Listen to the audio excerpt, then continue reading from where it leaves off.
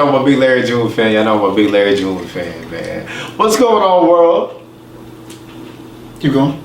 Nah, I just want to get that little pause there for a second. Man. What's going on, world? It's your brother, Juice, aka Northern brother, aka Rising Pharaoh, coming live to you from Houston, Texas. Nah, I didn't want them to know yet. Alright, what's good, everybody? Welcome to Talking That Talk official podcast. I go by the name of King Exodus, aka X. Pardon our tardiness tonight. Long day. But we're here. You know what I'm saying? Delivering the content as usual. So, Juice, what we talking about tonight, man? Tonight we're talking about outside the black community, man, right? I brought a post up because I was more so curious on how people think. And it said, hey, fellas, let's say you're in a situation with a woman. You're experiencing abuse. You're experiencing vandalization on your property, whether it's your car, your house, whatever it is. Do you call the cops? And I put 1 and 2. One said, no, I don't call the cops. I believe as a man, you should just move forward. And the second one I put was, yes, I'll call the cops for my protection and prevent me from doing actions. Now, out of that whole post, I actually participated this time. I put 2. Another individual put 1, but the thing was only 66% said 2, 30% said 1. But I got more inbox than anything, right? People was like, nah, bro, you're not supposed to call the cops on a woman no matter what. And it was really interesting. I was like, why is it that brothers are told not to call the cops on women, but outside our community, you know, whether it's white people I know, Asian people I know, they don't mind calling the cops if a woman acts out to protect themselves, right? And I was telling one of my homeboys before, I was like, in this world, it's who calls first. It's your word against their word, but if you are not the one who dials out for the protection first or the assistance, you're most likely to leave, right? But it can also be the opposite in interracial relationships. People don't talk about that. I brought up a situation scenario. I know an individual who was dating a white male. They called the cops because things were getting hectic, and instead of taking the man to jail, it took the black woman to jail. I was like, God damn. So I can understand, you know, is very interesting on that part. But this topic is going to be hitting a lot of different subjects on outside the black community. What I see happen with other individuals that is not talked about within our community, right?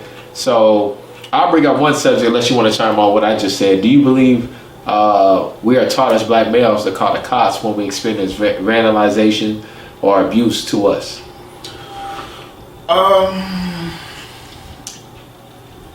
Some people are taught in our community that if we having domestic situations going on and we not on the winning side, that calling the cops is like a quote unquote bitch move. Correct. And then in another space, you have men who just had that lack of trust with the police. So, yeah, in an instance, I had a particular situation, a domestic situation pop off, years ago. And it was actually with a female family member. And she called the police. And I felt confident because it was my place, so I called as well. So both made calls. So within about 10 minutes, 5 cars pulled up.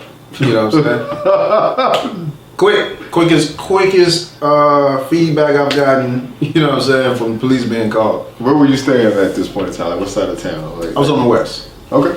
Alright, so cops come to the door. They're like, yo, we need to come in. I'm like, no, you don't. It's my place. I called y'all. They like, I called y'all. No, we need to come in. I said, no, this is my place. I called y'all. Dude was like, look, either we're going to talk about it in the house or we're going to talk about it downtown. Once again, you're not coming in my house. We talking right now. Boom, bam, bam, boom, bam. I'm in handcuffs. Damn.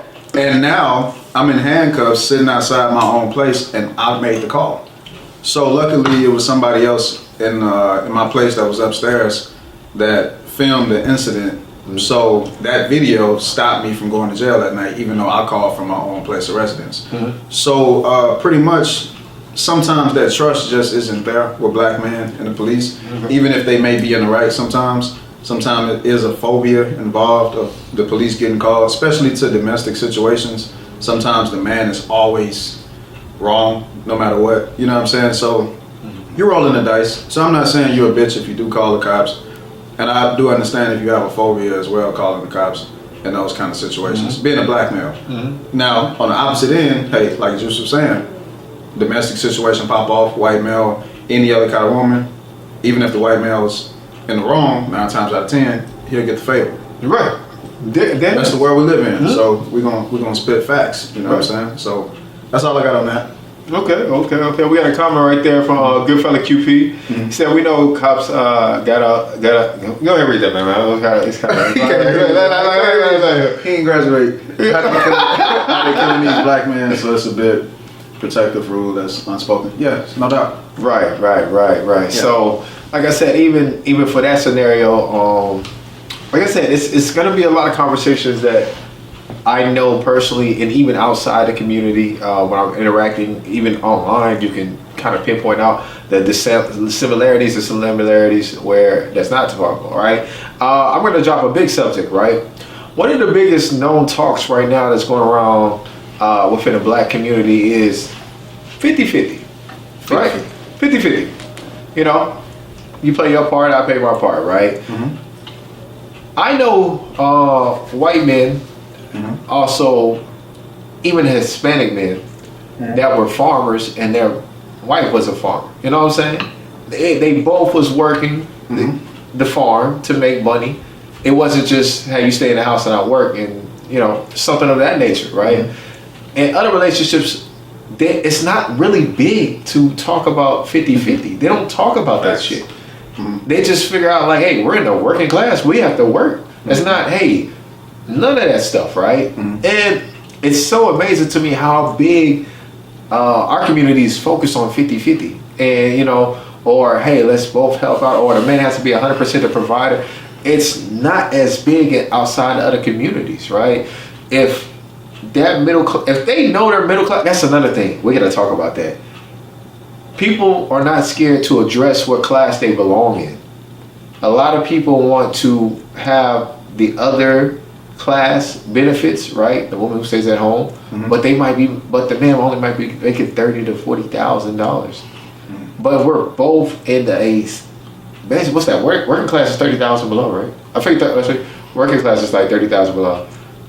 It's really none of that focus when it comes to building that family, right? And it's interesting that this is one of the biggest conversations that we have. A man has to be 100% provider, do this and that. Outside the community, I don't hear none of that. They don't talk about 50-50. They don't care. It's either, hey, if the man can provide it, cool. If the man can provide, get your ass out there and work with him. And that's why I find it so interesting that's never discussed. Like, why is this one of the biggest homing topics within the black community, right? And I'm gonna hit your side of here real quick, right? So let's say you and I are both Christians, right? I'm a Christian man, she's a Christian woman, and she's like, well, I want to date a man who's able to do this. There's like, well, in the Bible it doesn't discuss how much finances a man needs to make. They don't do that, not even in the Quran. The man needs to make this much in order for you to be. No, they don't talk about that. It's either the man can be your husband and you can be his wife. But we want to put the income disclosure on these things, man. That's all I got right now, man. I don't want to do too much. Yeah, let's do this, man. Let's do this. All right, so get my drink. we got to bring up the concept of slavery and the impact on the relationship scenario that we set and made the standard within this country. Right. So the feminist movement was created because mainly white women weren't allowed to work. Correct. All right. So boom. Now we got equality, right? So prior to that, the woman was not able to work, so the man was the provider. All right, now women got equality. Why are we still following the same standard 100%? So it's like a conflict of interest.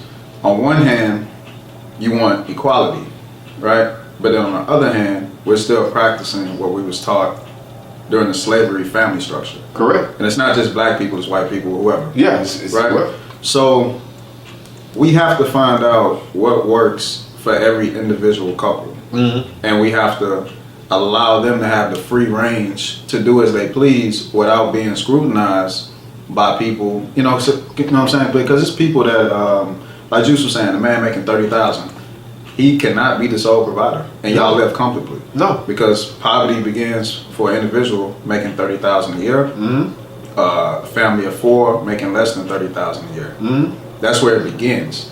So if that's the set standard for poverty, that means a man would have to make at least 80K and up in order to be a sole provider comfortably. he has to be a part of the 20%. Realistically speaking, no, fuck that. He got to at least make 100. You know what I'm saying? For it to be 100 is the sole provider role. Right. And to be comfortable. Yeah, that's the sole And we provider have role. over 70% of women within the country that have to work and bring in income within their relationships, within marriages. So we got to do the numbers. We got to do the math. We have to be realistic with the kind of lives that we're trying to live. Are you that stubborn to have a man be a sole provider that you're going to sacrifice the kind of experiences that y'all can have as a unit, as a family? God damn it, bars. God damn it, bars. Let's go ahead and talk about that, man. Go ahead, man. So we just got to really go back to the drawing board. And outside of the black community, this is not a big issue on marriage. None. Whether it's sole providing or not. You have to realize the richest man in the world became the richest man in the world along the side of his wife because they both built that company, Amazon, from the ground up. You know what I'm saying? If we looked at the sole provider role, she never would have made the contributions to the business from the ground up if we was keeping it on that standard. Man, hold on. I'm gonna hit him in the head. I gotta hit him in the head real quick. Since you talk about Jeff Bezos, let's talk about Elon Musk. Elon Musk is a bachelor. Imagine a man who did everything on his own, but women still demand that type of man.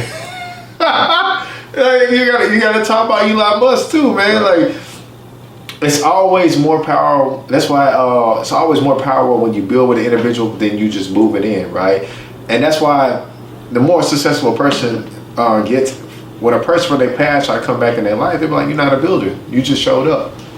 That's why, to some people, I always ask them, "Do you feel like it's harder to what was it with somebody, or harder to maintain somebody's interest when they're at their peak?" It's gonna honestly be maintaining somebody's interest at their peak. They know they have options. They finally got to the top. Than it is to like see a person go through the stages of beginning and falling, beginning like it's a constant path. And that's another thing. Even when it comes to marriage, we're getting to a point where people don't even want to be married unless you make a certain amount of money, right? I said the average couple need to be to make 150 grand. So there would be an individual making 75, both making 75K, one making 100K, and one making 50K. It's all doable, but we don't think on that level.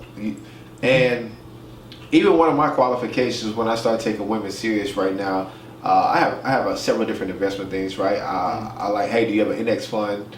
Do you have a 401k? Do you have life insurance? Do you have these crypto stocks?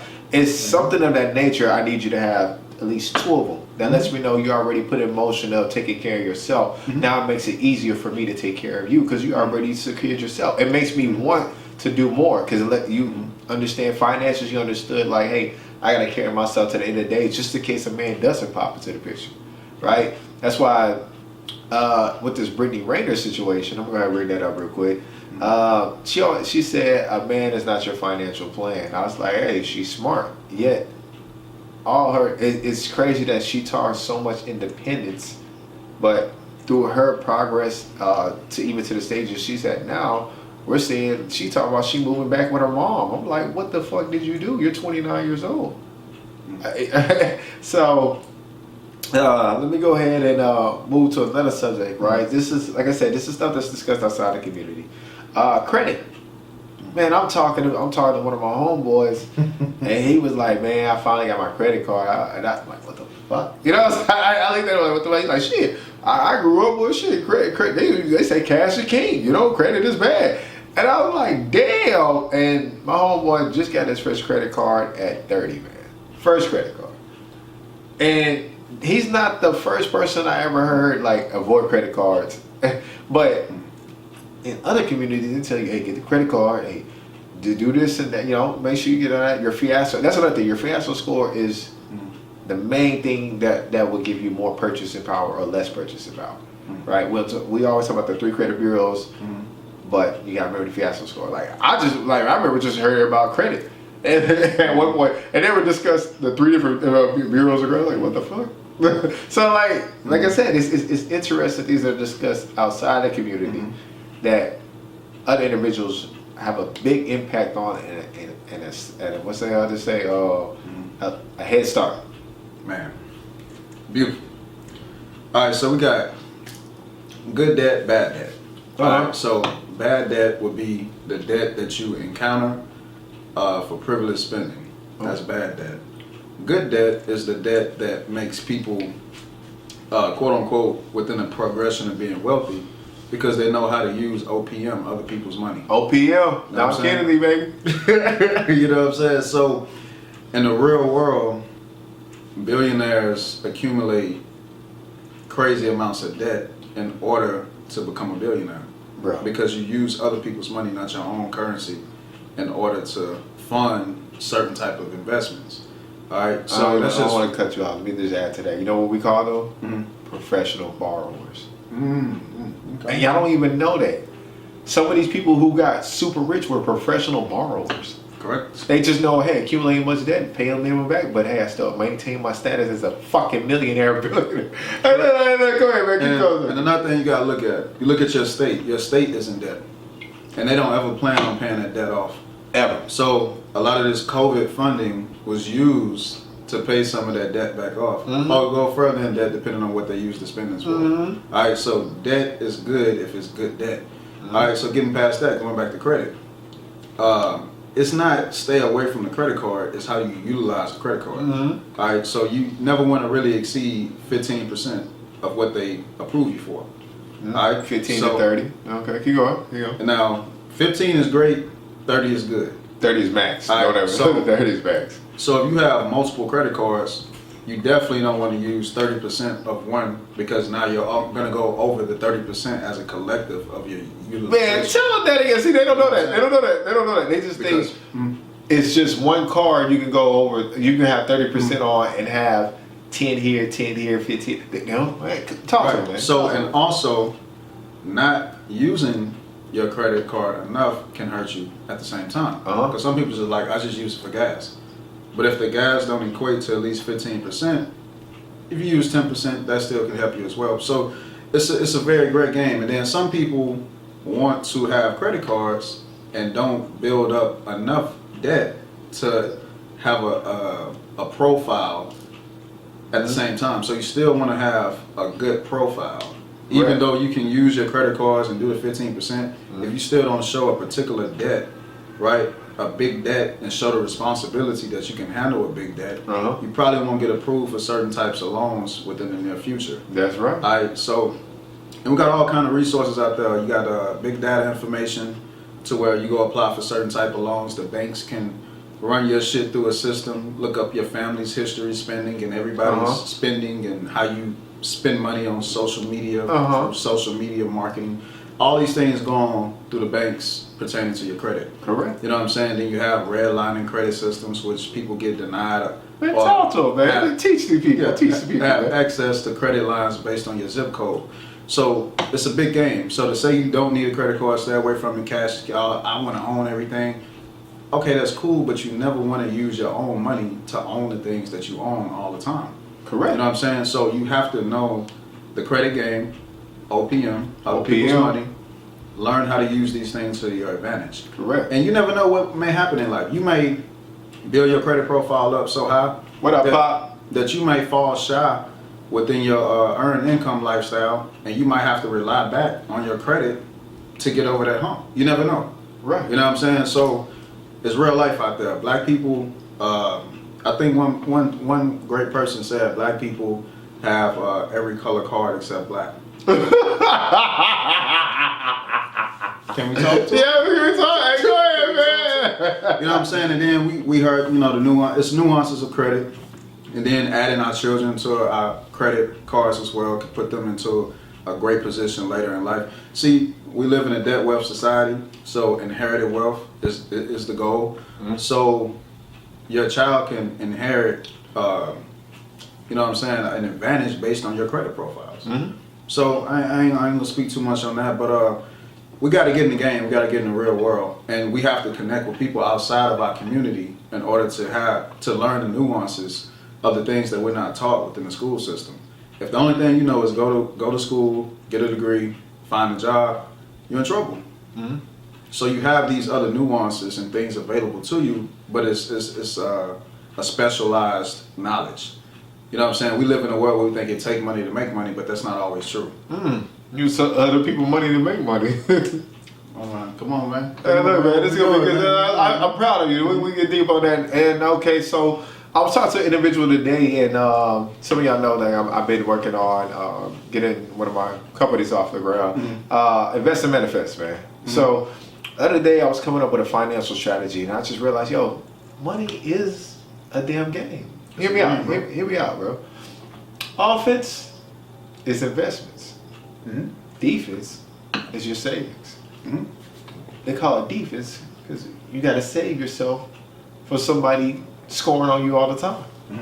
Now, this is the thing about defense. Some of us live in defense so long we forget to play offense.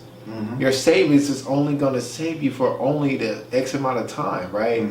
A tire pop, cool, it's saved. They got the money to put the tire back on. This happened, okay. But the biggest savings you'll ever do is really your retirement. How many of y'all on offense for retirement, right? And that's another thing, right? We're always taught to save. You gotta save. Nobody really just says, hey,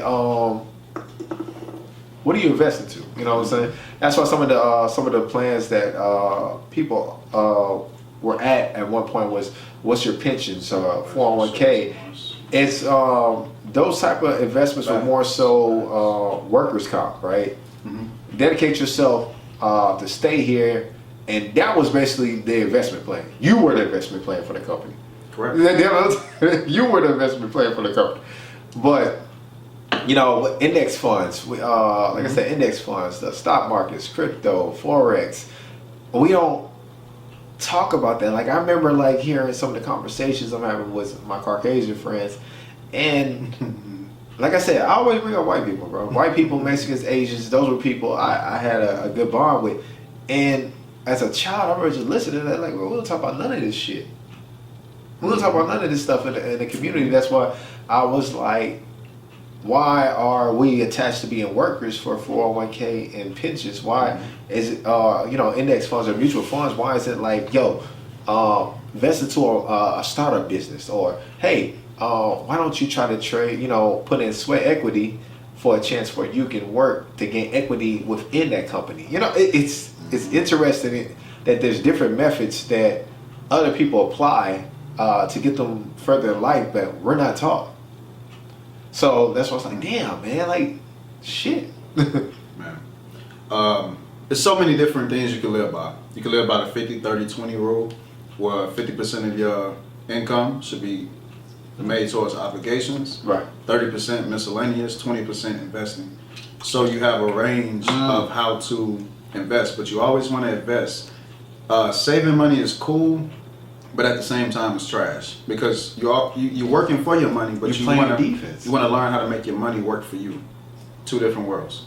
All right. So you got three different types of income. You have earned, passive, and portfolio. Yeah. Okay, so you want to venture off into all three.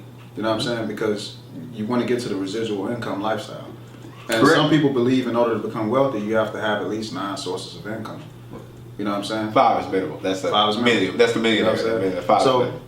then you have different types of money. You know what I'm saying? You have commercial bank, commodity, fiduciary, and what's the one? The fiat. You know what I'm saying? So you have to learn the different types of income, different types of money, different type of investments. You know what I'm saying? A lot of people's like, Trump don't pay taxes. You're not supposed to once you become wealthy. You know what I'm saying? You have nuances and ways that you don't get taxed the way you get taxed on earned income. You know what I'm saying? If you take money from one investment and don't cash out on that investment, but take that money earned, that capitalized gain, and put that into another investment, now you just avoided taxes. You know what I'm saying? So it's so many different kind of ways that you can avoid taxes when you step into that world. Or you could just overpay taxes and start paying the minimum afterwards. Like, we don't talk about that. It's Like I said, man, we don't talk about that, man. Like, so going back to the whole premise of the conversation, you have to step outside your community, man. Man, you gotta learn, bro. Like, I be telling people, like, oh man, I got a work associate, man, and I'm always talking to him, like, man, he had this nail shop. I'm like, god damn, this nigga be moving, right? You know what I'm saying? They say you take some hits, but you find a right location, you get it moving, right? These are the people who are not scared to take the L's and learn, not lose. You're gonna lose. Look, bro, you're gonna lose and learn, right? That should be the math. Lose, right? So, that's something like I said. When we talk about outside the community, we got to talk about a lot of many different factors, right? We talked about investing, relationships, whether it's 50-50 or a woman actually help pitch it in to be full time or part time. It's so much more. Let me hit another subject. I want to hit what kind of consumer are you? Consumer? Go ahead. What are you spending your money on? What is your privilege spending based on? You know what I'm saying? We got this whole mentality, keeping up with the Joneses. You know what I'm saying? We have a working fucking iPhone 11, 13 come out. Everybody go get the 13. I still got the 10. You know what I'm saying? I still got the we 10. have the thinking. You know what I'm saying? Every time new pair of shoes come out, I gotta get the most expensive pair of shoes. That's privileged spending. You know what I'm saying? It's out of control. Right. You can use that same type of money. Like some people do the whole percentage of like 10% of everything I get, I'm gonna invest. So even if you fuck off the rest, at least you invested a percentage of it at the same time. So you have to be careful of what kind of consumer you are. You know what I'm saying? A lot of these billionaire gurus, they all talk down on the person that's going out and buying a $7 cup of coffee.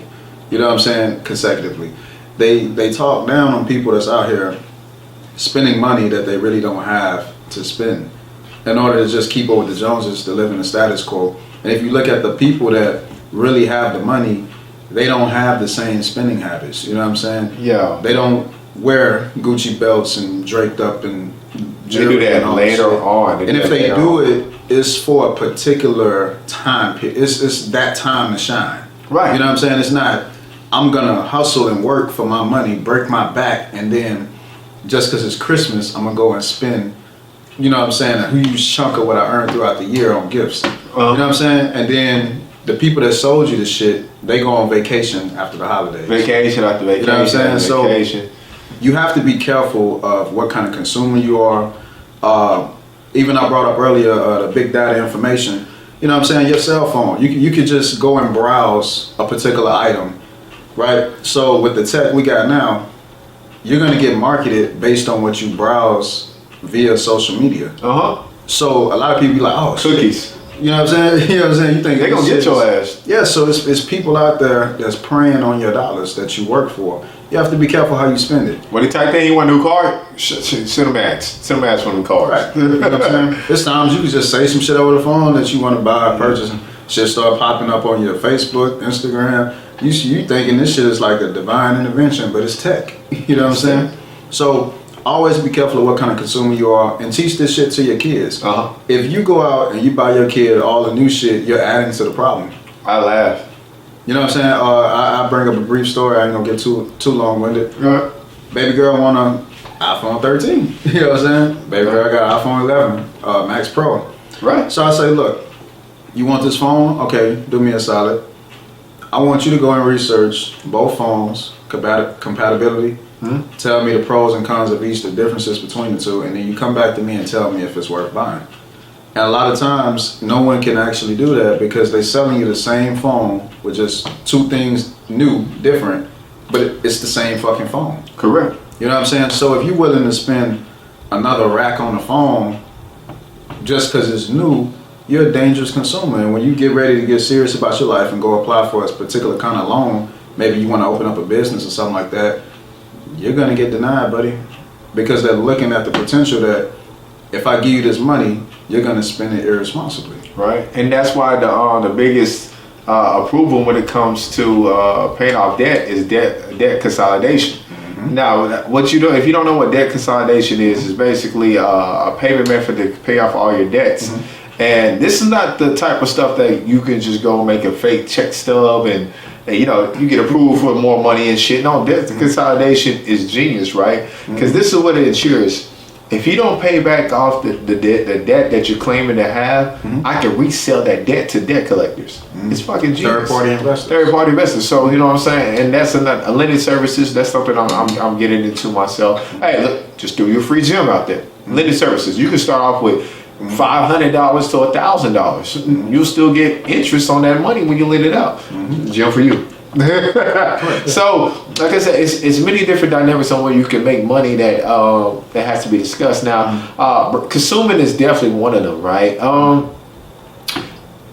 I believe personally for myself, I never upgraded my materials on consumer unless I start making additional 10 to 20,000, right? I went from basic watches, now I rock Movado, right? So the next brand, if I start making additional more money, it would be Cartier. You know what I'm saying? I like to make things make sense as I move up. I don't want to look like I moved up and I ain't fucking moved at all. We got to talk about that, right? And we got to remember that middle class people are the biggest consumers out there. You still period. The entire economy. Man, bro, y'all do understand middle class, not even upper middle class people buy the most foreign cars. Like I said, I tell people all the time, I'm not trying to look rich, I'm trying to fucking be rich. And even like nowadays, I just start updating my wardrobe. I just start doing stuff like that. Cause like I said, the more money I make, the more I can, I can add to it at the same time. It's people I know that look rich and I be like, God damn, I know how much you make, but why? Hey, look, I want to look good, I want to do this. I was like, yeah, that's cool, man, but some of that stuff can be powerful in a way because people will be attracted to it and want to talk to you. But if you still sound like a fucking fool, it's like, like you just like dressing. You know what I'm saying? So I think there was a story. My father cut you off. But there was a story I remember. A man said there was people say live below your means, and one guy said I live above my means. Now the reason why he said he lived above his means, it enabled him to move faster and quicker, right? If he knew that the bill was coming up, I gotta make another sale. Hey, people, he said when he was driving a Benz versus Toyota, more people wanted to talk to him when he was in a Benz. It allowed him to prospect. Now, if you're using every consumer brand or any materialistic items to network and do stuff like that, I'm not mad at you. You know what I'm saying? But if you're just a consumer, just to fucking be one, then you're gonna lose. Correct. I do everything on the basis of the network, and I like looking good too. But like I said, more on the basis of the network. Correct. Just in whatever route you do, whether you live below your means, above your means, or whatever, have discipline and still remember your goals and work towards your goals. And be realistic with yourself. If living above your means keeps you in a rat race, then you have to make an adjustment. You know what I'm saying? Because a lot of people, you know what I'm saying, they know what we're trained to do. We're trained to not make particular types of incomes, and then before we know it, we create children, we create families, we get married. First thing married people do is buy a house. You know what I'm saying? We need transportation, we need furniture. So we got debt. You went to college, debt. So now you're in a rat race because every dollar you make now is going to be paying off all four of these debts that we collected as a family. Correct. You know what I'm saying? So never get caught in a rat race. And if you are in a rat race, you have to do the knowledge and the information, the due diligence in order to make it out of that particular situation. Rat race is paycheck to paycheck, so to speak. You know what I'm saying? My cheese. You know what I'm saying? So you know what I'm saying? And that's another thing. Some of us is going to be stuck in a rat race, and some of us is not going to be stuck in a rat race, right? You got to remember, there was a particular rat maze they had, right? The rat didn't even find the cheese. He just jumped out the fucking box. I was like, damn. I was like, whoa. He said, I'm going to get out of this motherfucker regardless. Yo, you know what I'm saying? It's interesting. Like, there's a saying like, "Hey, look, observe from the shore, but don't forget to get in the water." Right? Most of us want to escape the rat race, but we only watch other people do it. We don't know if we can actually do it ourselves. You gotta, do small things. Put your toe in there, and you learning something new. You know what I'm saying? Put your next leg in there when you start actually experimenting it and getting something moving. Like, you got to learn to put your whole body in the water in order to get out there. That's why eventually your work habits will get you out there and make you stay in there, right? For myself personally, I always looked at things from an investment standpoint, but I always been raised to be a worker, right? So even in my mindset at times, I'm like, yeah, I'm gonna work to get out of this place. I'm gonna work out of this business. Then I realized, like I said, I had to cut back and realize, yo, if I'm so focused on working, I'm never gonna get out this shit. It's what's the end goal as I'm working? What's the end goal as I'm moving? It's like I said, some people are so caught up on hard working and playing defense. Remember what I said? Some people are so caught up on working and playing defense and saving to the time they can do everything. They forget if they invest, they might can escape quicker. Stop playing defense. Switch to offense. You got to switch to offense. You got to switch your mindset. If you're an employee, you want to be a boss, you want to be whatever the fuck they want, an entrepreneur, you got to learn to switch to an offensive position to where you can get out there, make more money, and then get out, right? That's just like, the more debt you accumulate, are you going to be focused on, hey, I got to save and cut back? Or you be like, no, I got to make more money. That's one of the biggest things that's got to start flipping in your mind. Do I save or do I go on offense and start investing? Right. And do both. Do both. Like I said, do both to get out there. Right. And we got to get out of this whole fear mentality. You have to develop a fuck fear mentality, especially in this world. Sometimes you just got to figure it out. Fill the walls, get out there, jump.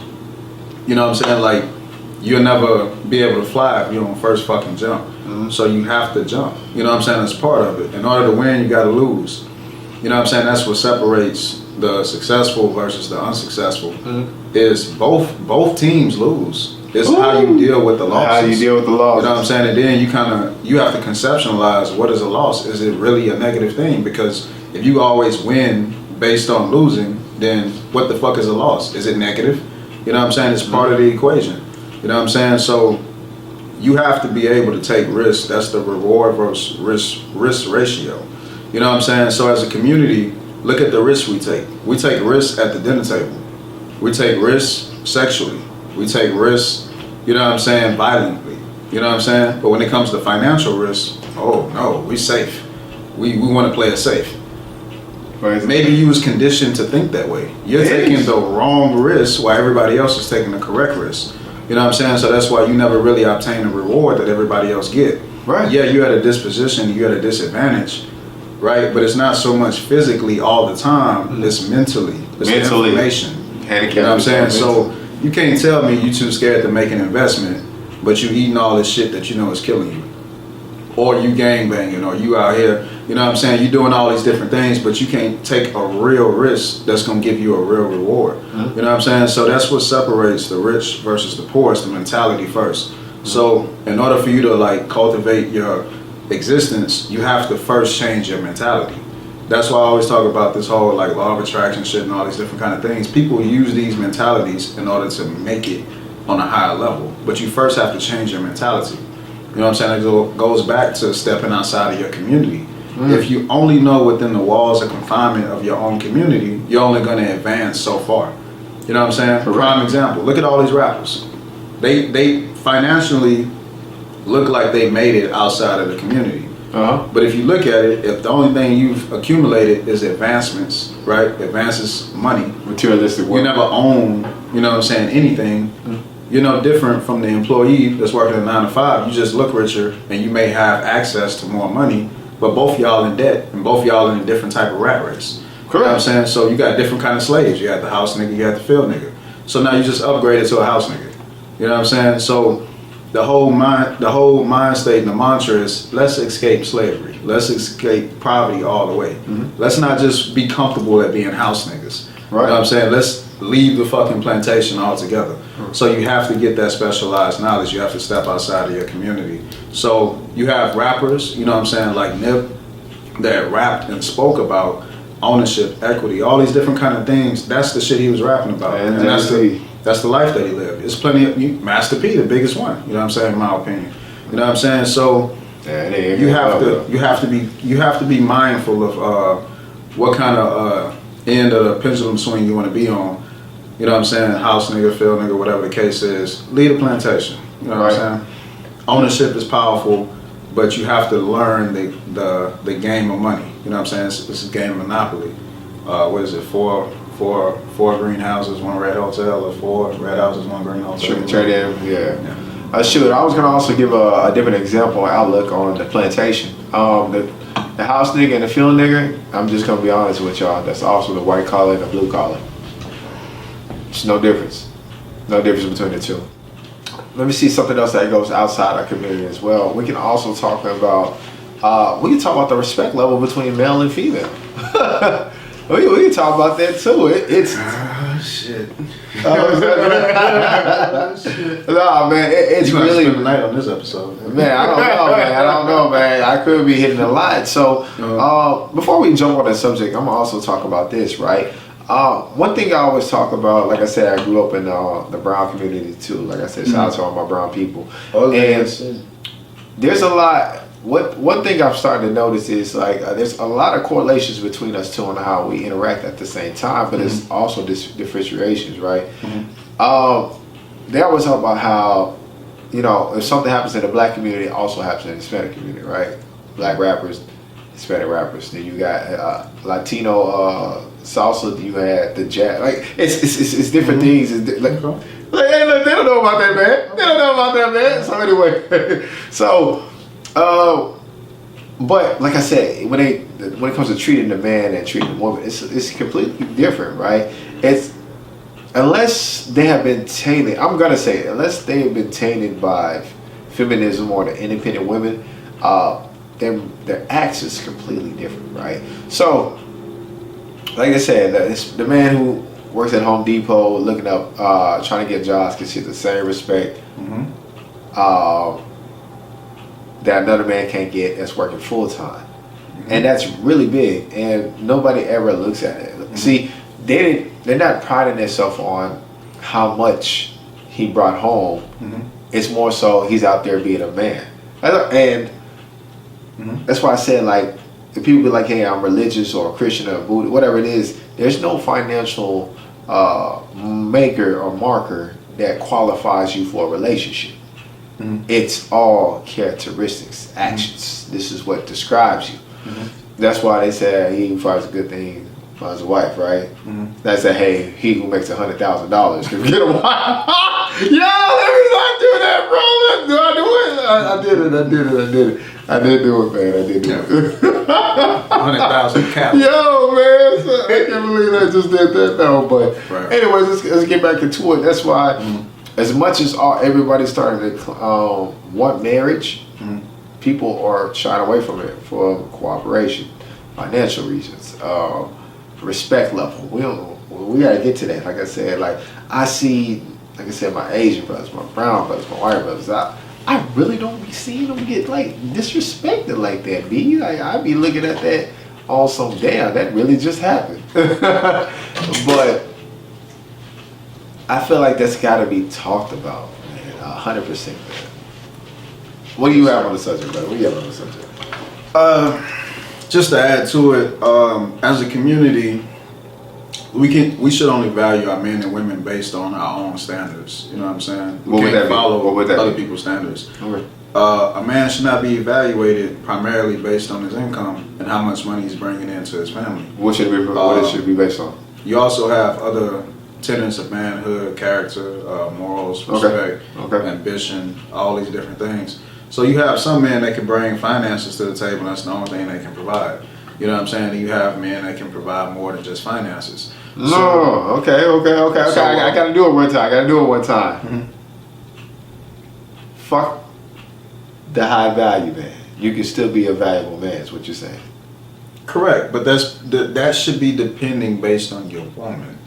She should value you based on her value system that's primarily based on her perception of reality, real life, not based on the perception that's generalized. You know what I'm saying? So, I like that. I you know I gotta throw curveballs. We do it at each other. Yeah. But yeah, man, go ahead, keep going. So yeah, we have to, you know what I'm saying? You control your own narrative within your own community.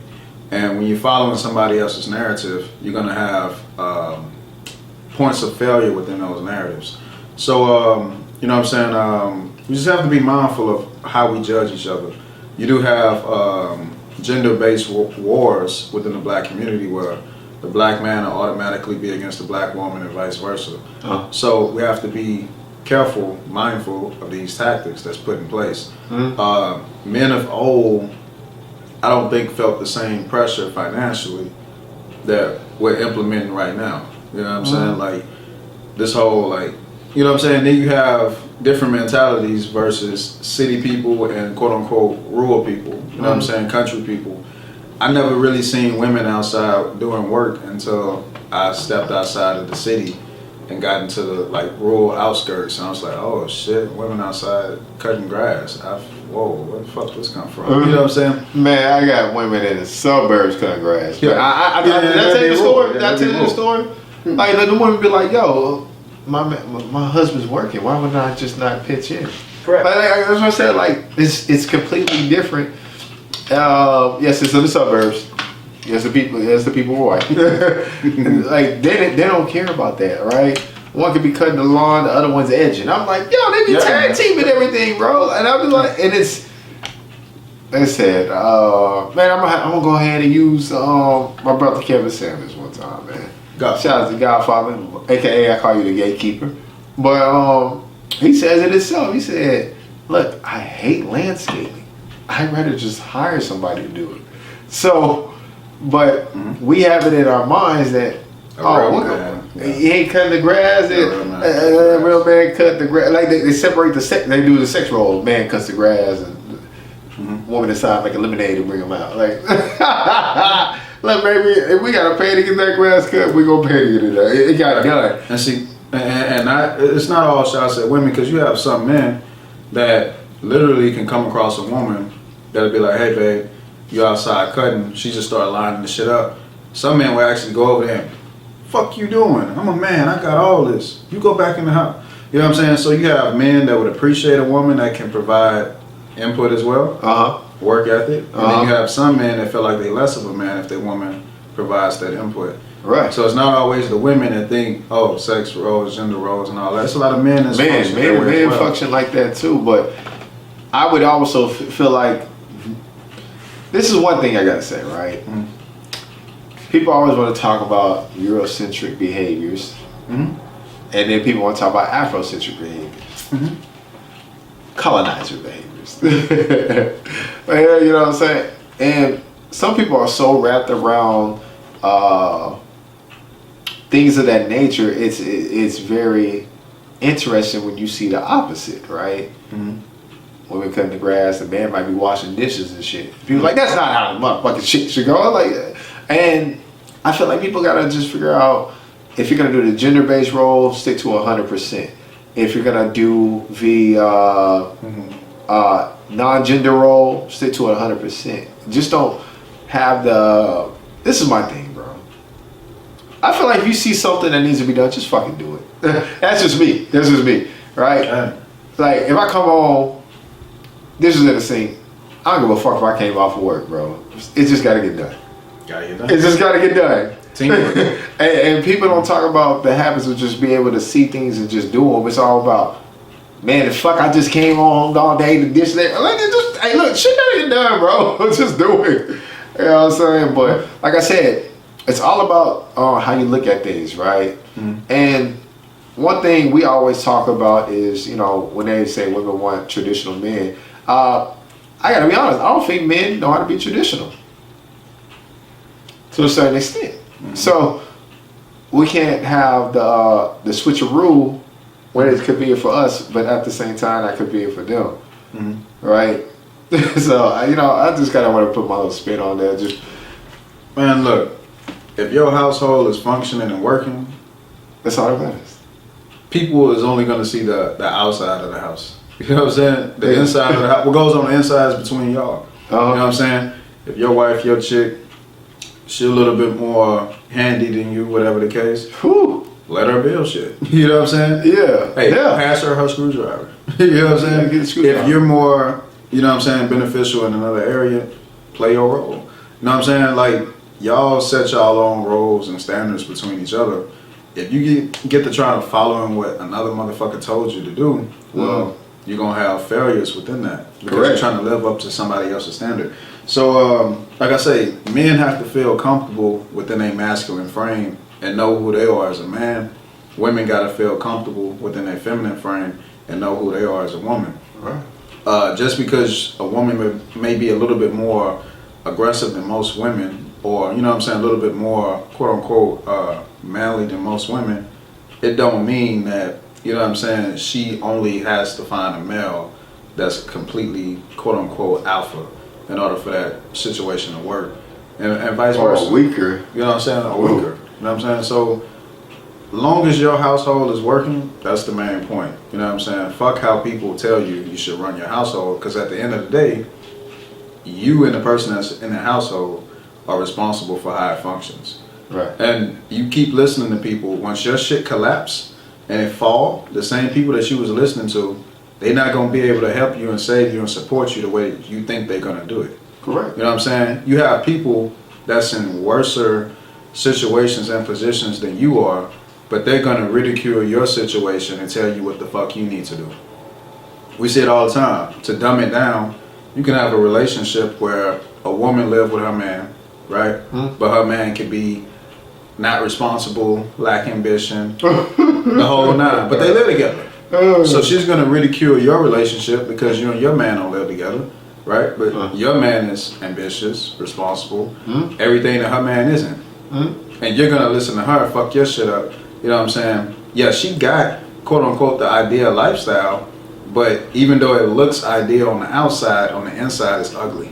Right. You know what I'm saying? So a lot of people not going to keep it real with you Right. and share the ugly side of their life as well. They're going to share I told you? the pretty side. Man, I told the story I told you. A woman who got married by a man who never worked, had 3 kids. And all he did was sit in the house and smoke weed. Right. hey, but she had some inside dick. You know what I'm saying? So that was her. You can't take advice from people that don't have the same focal point or ambition as you. You know what I'm saying? It's not gonna line up. So you just gotta be careful, man. Live your own life and be comfortable with the life that you live in, and stick to that shit. You have to step outside the fines of your community in order to see how different people make different things work. Yeah, that's all I got on that. Yeah. What about the power of traveling? You definitely need to travel. You need to travel, you know what I'm saying, whether it's on some people really, man, never leave their neighborhood. Some people never leave their city. Some people never go to the other side of town. You know what I'm saying? So you definitely have to move around. You have to travel. This awakens different things within your genetic makeup. You know what I'm saying? It does. People don't understand it. And being in different geographic planes activates different things within your brain and within your body. And that's why one time I brought it up. I was like, you can make yourself superhuman by building up multiple antibodies when being in different environments and in different areas. But you know, like I said, it's really interesting, the conversations I'll be having outside the black community, the way they look at things and culture aspects, and that's another thing, man. We gotta have some type of culture, man. Do you feel black African Americans actually have culture? And no. I brought this up before, right? There was I was at this party. There was a Nigerian, there was a Jamaican, and there's black African Americans. I said, all 3 of us is separated, regardless of our skin tone. And this is what I mean, right? If I ask you, what is your culture in Nigeria, you'll tell me, well, I'm part of this tribe or this tribe. Here we believe women should do this, men should do this. This is what they go to school for. Jamaican said the same thing. African American, we just Shit. You know what I'm saying? Shit. You know, African Americans, we don't have a culture. Shit. I can't say from Houston to Dallas to Austin to Cali to New York, what's our culture as African Americans? We don't have none. We don't have none at all. Man. We can tell about the roles everybody wants to play. We don't have culture like in this family tree. We don't have that, man. So I feel like a lot of things got to be put into play to where, fuck it, we can have a vote off. You know what I'm saying? Let's have a broadcast like African Americans. This is what we're gonna do in our communities from now on. If we had some type of culture of that nature, it'd be easier to relate to every other individual. Because anytime I see somebody say, "Hey, I'm Nigerian," they be like, "I'm Nigerian too." Hey, oh, so you that? Hey, they already have that culture intact. But if I say, "Hey, I'm black and you black," I'll be like,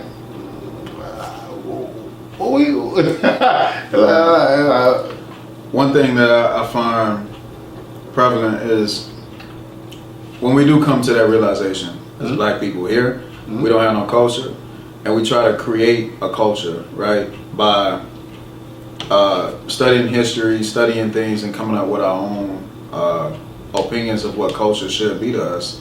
We have people from our community that shit on us. You know what I'm saying? So just as simple as diet.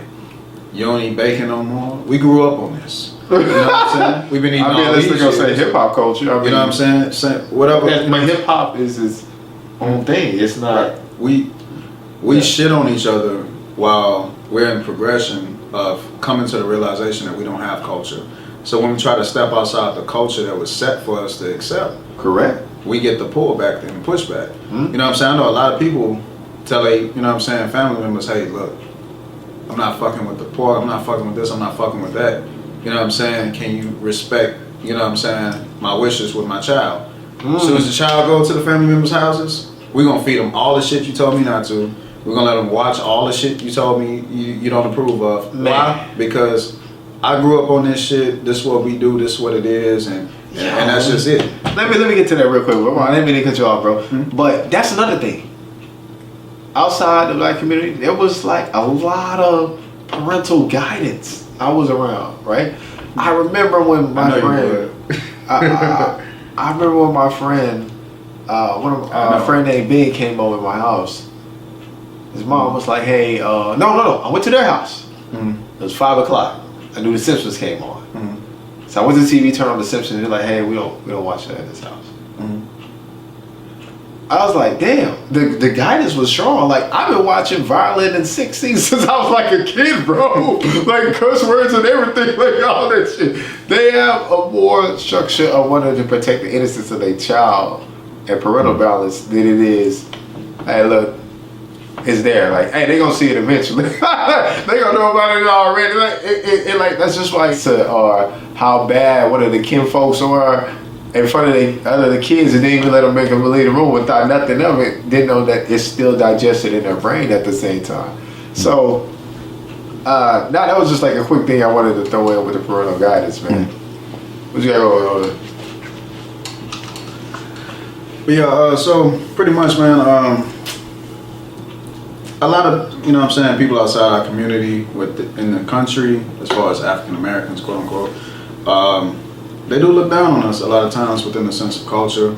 I think an artist that did a song with Bia, he made a post about that, you know what I'm saying, talking like, you know, black African Americans, quote unquote, black culture, or whatever the case is. So it's just something to take into consideration. Right. It's not saying that all black people here don't have no sense of culture, or whatever the case is. We just gotta, you have to set your own culture, your own standards. Man, let me put this in perspective. We don't, right? Dude from China, bro, okay. China president said until black people form a culture, they cannot rise. That was Korea? No, yeah. No, Korea? Kim Jong-un. Kim Jong-un. He said until black people got culture, you can never rise up. Their culture is universal. Just like China. Like, bro, this is what we talk about. That's how powerful culture is. Oh, dude, on Delta Airlines, when he had that incident, their whole airlines stocks dropped. All their flights dropped. You can't fuck with one of them and not expect shit the fuck. Like that's how powerful it is. Like if we was just more that universal. I got to throw a curveball, man. Go ahead. You ready to throw a curveball? Throw a curveball. No, it's not at you, but it's just something to think about. When Dave Chappelle did his last stand-up, right? He said white people are quote unquote within the LGBTQ community until it's time to be white again, right? Right. So take that same thought. Do black people that's within that community have the same sentiment towards being black? A lot of times they don't. You know what I'm saying? When you lack culture, you identify with a lot of other things outside of race because you lack the sense of loyalty to culture. You know what I'm saying? Everybody else know, besides what my preference is, besides anything else, I know I still have a home base, a foundation. Correct. That's greater than myself. So Correct. That's just something to think about, something to put on the table. We identify with so many other things outside of the confines of just being loyal to our race first. And that's what I think puts us behind everybody else in the race. You know what I'm saying? Everybody else got problems, beef within their own shit. Right. Everybody else has the same problems, but at the end of the day, we can't separate the problems from culture. Marlon Wayans even made a comment saying that in the business world, when black people come to disagreements, they no longer do business together. In everybody else's culture, they put the disagreements to the side and they still conduct business. You know what I'm saying? So you just have to be mindful of what we practice on different levels and compare and contrast to what other people practice. And then we can see the strong points and the weaknesses of the culture that we practice. So that's it, man. Yeah, comment right there. It's kind of cool. Yeah, Quan said, I don't know about quite a Latarian about a black culture. It's credible. Yeah, we're going to do a Q&A. We're gonna do a Q&A. I go ahead and just quick jab real quick. You had Elijah Muhammad, Malcolm X. You had Marcus Garvey, people who was instilling culture and some type of roots within the community that people still don't even attach themselves to. You have Pan-Africanism. What about all those different things? Nobody wants to attach themselves to them. So trying to form a culture has been proven that we can form something. Don't mean everybody's going to be with it. And it has to be in agreement with what the majority of what people accepts, right? So. And they go back to the quote unquote conscious person, like now everybody's saying it's cool to be woke, blah, blah, blah, woke, woke. But prior, if you was the conscious motherfucker, you was whack. You know what I'm saying? So the shift in culture determines what's prominent and what's not. It is not based on what should be realistically, you know what I'm saying, participated in. It's just based on what somebody else said. You know what I'm saying? They go back to the good old days when you had the Sure, I was about to bring up a nice one. That's like prior to the civil rights movement when you had, you know what I'm saying, most people were black Christians and then you had the black Muslim movement. You know what I'm saying? It's a lot of black Christians that agreed with some of the shit that the black Muslim movement was saying. Correct. But they felt like they couldn't participate because they would betray home base. Home base. So the two was never really able to connect because it was like you have to be one or the other. We can't come together as a collective, even though we have a common goal within mind. So I think that's the biggest, you know what I'm saying, example of us not setting the pace for our own culture. Definitely. You know? Yeah. See, and then that's another thing. There's a separation between culture and religion right there. And like I said, the examples I brought up, there's not people that are Nigerian, Jamaican, and so forth. Their cultures is instilled within the family structure. Roots, we can make some things happen, right? And that's why I say outside the black community, there's not really big. How can you say? I wouldn't even say cultural differentiations that are outside it, because a lot of stuff is still within the kids that they still respect. That's just what it is. Right, and still to this day, we got division. You know what I'm saying? Like black Democrats, black Republicans. You know what I'm saying? We still got religious separations. We still have every separation you can possibly imagine, even down to gender. So, and even now, sexual preference. Now, you know what I'm saying? That's a separation factor. Yo, man, yo. This sounds like you go for like 3 hours, bro. You know the craziest separation? We got vaccinations. Who's vaccinated, who's not? So we just continue to keep adding separations in our own quote-unquote culture, and it's like a never-ending game. You know what I'm saying? It never stops. So eventually, we can't really claim the culture aspect until we can set our own standards to what culture is. Yes. You know what I'm saying? And stand on that and live on that. And not What everybody, is culture? right. And not everybody's going to agree on it. I think that's the misconception within the black community is everybody got to agree. That's not necessarily true. We just have to work as a collective, you know what I'm saying, economically. We have to practice group economics. Right. You know what I'm saying? So everybody else disagree. Everybody have their own preferences or whatever they want to do, but the group economics is still in play. Would you say, my fault, would you say culture and community relates or no? Because yeah, I remember, remember at one point in time, another black family could discipline your kids if they got out of line. But it was like that communication within it. So Right. was that culture or was that the community that's... I would say that was both because the community set the pace for what the culture will represent. Meaning, we live by that whole quote, it take a village, you know what I'm saying, to raise one child. So that was the community effort into raising a child, but that's what the culture was. Nowadays, you know what I'm saying, hey, that's your kid, you're on your own. You know what I'm saying, win, lose, or draw, that's your kid, you know what I'm saying, that ain't my responsibility. You know what I'm saying, so it's like we just really shifted our own dynamics of what we call our culture and our community. A lot of us can't come together on nothing, you know what I'm saying? That's why when you have the whole California movement in hip hop, once they was able to unite the red and the blue, that gave them the advantage to stand where they are now within even hip hop. Because at first, primary to that, different people didn't fuck with each other just based on where you was from or what you represented. Mm-hmm. So we could even look at that model and be like, look, they put their differences to the side, they focused on green, and now the West Coast is back popping in hip hop. You know what I'm saying? So you just have to be mindful of different examples that was put into play before us. So I mean, that's, you know, I didn't get too long-winded on that, you know.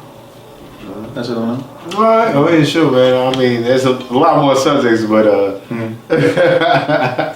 feel like this is going on forever. But nah, like I said, it's definitely just some of the topics I wanted to bring up outside the black community that doesn't get talked about, right? I went for instance, I was talking about violence, man. violence. All right, so let's tap into the last part. We promise we ain't gonna talk too long. I sent Juice a video. Well, I think I posted a video and Juice commented, but it was two white guys outside fighting. One dude was like, all right, you had enough? He was like, yeah, okay. So after the fight, they picked their shit up, they shook hands, they separated. Boom, went to their car, he went to his car. Another dude came over and said, man, I'm glad y'all finally squashed that shit. But the caption was like, black people really gotta like implement this within their community. Yeah, that was Slim Thug. He said, you know what I'm saying? Yeah, because implement the same. Our shit is like, it ain't over to death. Yeah. You know what I'm saying? So you have to have morals, codes of conduct, all these things set into play to where, look at how other people handle their differences. You know what I'm saying? Everything don't have to result to death. Mm-hmm. That's not always the result. Correct. So even in my particular world, I've seen brothers like day one homies grow up together, kill each other. You know what I'm saying? Over a disagreement. You know what I'm saying? It could have easily been settled, you know what I'm saying, fist to fist, combat, whatever the case, conversation, whatever. Nope, I gotta kill this motherfucker. You know what I'm saying? So I didn't even mean to laugh, bro, but that's where it's so real. That's how we live in this world where the answer is I gotta kill this motherfucker. Mm-hmm. You know what I'm saying? So that's going back to culture. Who set that pace within our culture? We look at the way we grew up. We look at everything that was set in play against us for us to hate each other. You have to look at every tactic that was implemented, and then you gotta look at the destructive role of hip hop and how that was, you know what I'm saying, the agenda and the momentum changed. Back in the day, rappers was talking about knowledge, information, wisdom, and all that shit. Oh. Now it flipped. Gangster rap. So you gotta look at all these different things of us not setting the pace within our own culture and just accepting what, you know what I'm saying, the white media, quote unquote, made prevalent to our culture. Even something simple as watermelon. Like black people liking watermelon. Like that actually came from an ad, like a commercial of a black guy just fucking up some watermelon. And then over time, people saw that commercial and like, oh, black people like watermelon. You know what I'm saying? Because every black person don't like watermelon. But the world, you know what I'm saying, the country is taught that based on, you have to study history and see where a lot of these things implications came from, right. And then it started getting provided. And then you got to remember, once the information was provided, then blacks would use it against to be funny, somewhat of, call it cool because they'll use the stereotypes, but as long as they say it, hey, it's cool, versus if, if a white person said it. Birth of a Nation. You know what I'm saying? Birth of a Nation was that turning point to where the media made it, more acceptable for the black man to be looked at as an animal, something barbaric, something negative. You know what I'm saying? This was entertainment. I can't remember the woman's name, man. Did you remember? I can't remember. It was an African woman, and they had her in like a museum, right?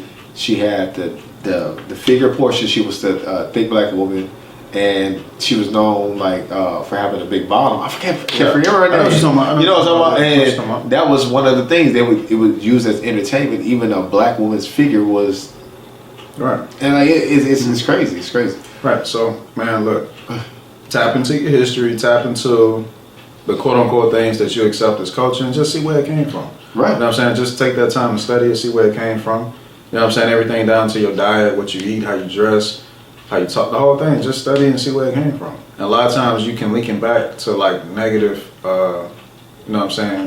negative creations. You know what I'm saying? So don't follow what people market to you as your culture. Actually create your own concept of culture based on your own research. Correct. So, that's it. Like, you know what I'm saying? Even, I guess the last thing I'll close off on is even so much the religious factor. You know what I'm saying? A lot of people, we made it customarily custom for us to be black within America and follow Christianity. We just made that the normality. So any people that step outside of that, a lot of people's families look at them differently, don't accept them because they just chose a different path. You know what I'm saying?